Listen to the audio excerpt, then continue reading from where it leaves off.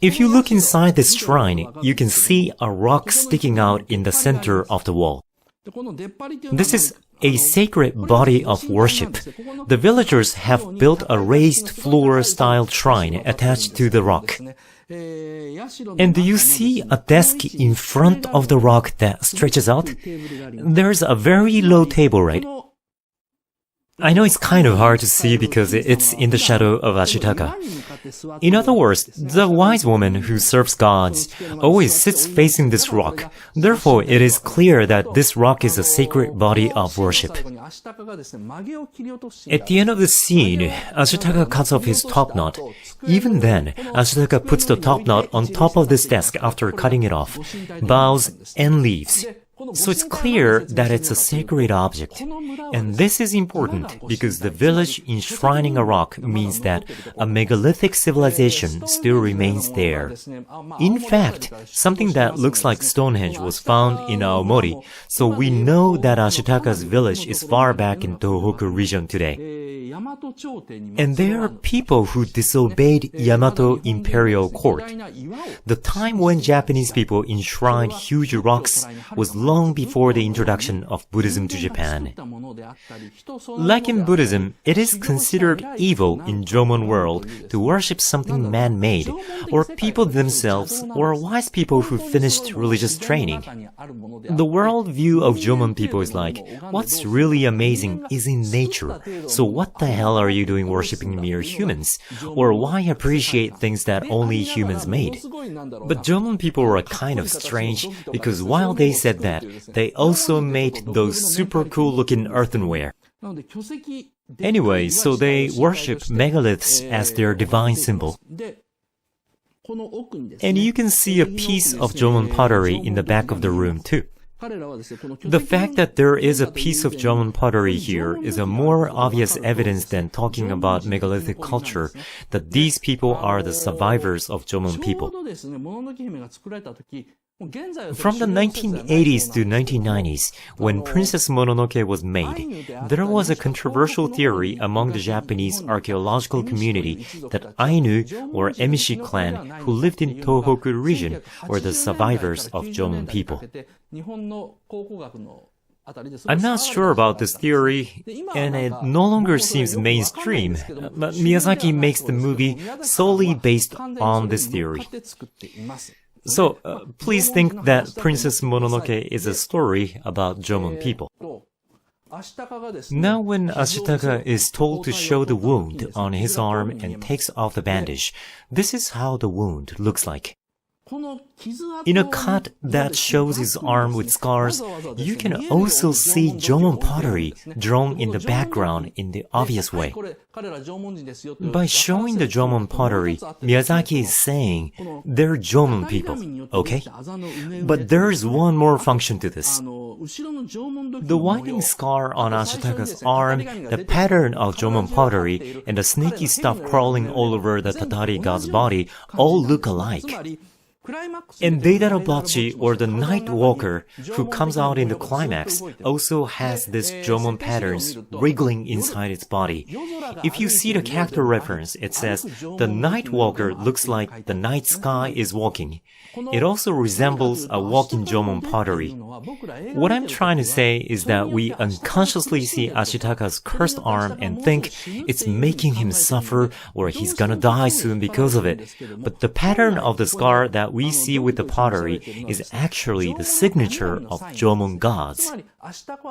In other words, it is a sign that Ashitaka is cursed, but at the same time also given a stigma by the gods. He of course becomes a Tatari god because of this curse, but he also gains superpower.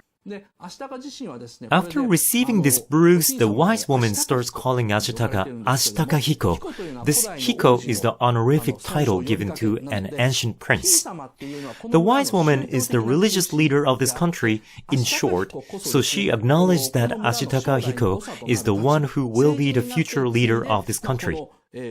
In other words, Princess Mononoke is a story where a future king of the country is given a curse that can also be a stigma. Ashitaka has no choice but to leave the village because he is cursed. So he cuts off his top knot. All the men in the village have top knots on their heads, but Ashitaka cuts it off.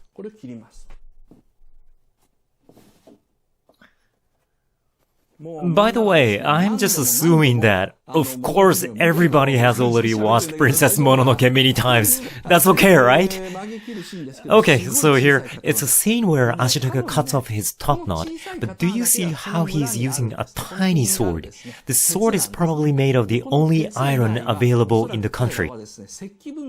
Their standard of civilization should be somewhere between Stone Age and Bronze Age cultures. The large sword-like weapon that Ashitaka later takes with him on his journey, and the large swords that the village girls draw to fight the Tatari god are called woodman's hatchet, which are made of bronze. They're like between a cane and a sword used to cut off distracting ivies when travelers walk in the mountains. They only have bronze culture, so anything made of iron must be very small. It is because there shouldn't be any forest near the village if anyone tries to forge such huge amount of iron, enough for all villagers to own ironware as large as swords. You have to cut so many trees, that's why there's a saying, you need a whole mountain to forge 5 tons of iron. Considering where they live, the only ironware they can make must be a small sword made by somehow melting iron sand in a low temperature, forming a shape with it and sharpening it. That's the kind of civilization they live in. So Ashitaka uses that iron sword to cut off his top knot. The action indicates that he is no longer a member of the family, equals he can never come back home. And the wise woman explains why he has to do it. Here, please pay attention to the expression of the wise woman. She says, "There's evil at work in the land to the west. Prince Ashitaka, it's your fate to go there and see what you can see with eyes unclouded by hate. You may find a way to lift the curse." After hearing these words, Ashitaka decides to go west. At the same time, we are also somehow convinced, or should I say, deceived by them. Why does Ashitaka have to leave the village in the first place? And why is the wise woman trying to make Ashitaka go west? I mean, she's saying, you may find a way to break the curse, but I was thinking, how does she know that? That's the first important point of the movie. Ashitaka is cursed and his right arm is scarred. This poison will eventually reach the bones and kill him, so he travels west to escape death. We have been forced into thinking that's how this story goes just until now. But if that's the case, there's no need to exile him in the first place. Because the wise woman says, we will make a tomb at where Tatari god died and pray for its soul. Well, you might think, no, that's not gonna work. Because the monster said, I will continue to curse you even after I die. However, in this movie, there are many gods such as the god of dogs or wild boars, but none of them actually curses after death. All the gods who come out in the movie certainly have huge powers, and they're all big, but that's it. They can't use any supernatural power like telepathy. Well, only the forest spirit has this mysterious power, but there's no depiction that other gods have such thing. And there isn't a single scene where dead gods leave curses that continue after death. Both Okoto and Moro die in the movie, but nothing happens afterwards. So there's no curse after death in this fictional world. Then why is Ashitaka exiled? There's only one answer. It's because the wise woman wants to exile him.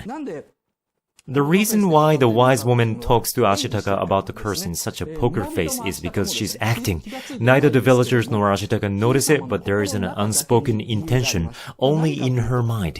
The real consequence of Ashitaka's curse is not that he dies, but he becomes another Tatari god. From this point, Ashitaka is slowly turning into a Tatari god.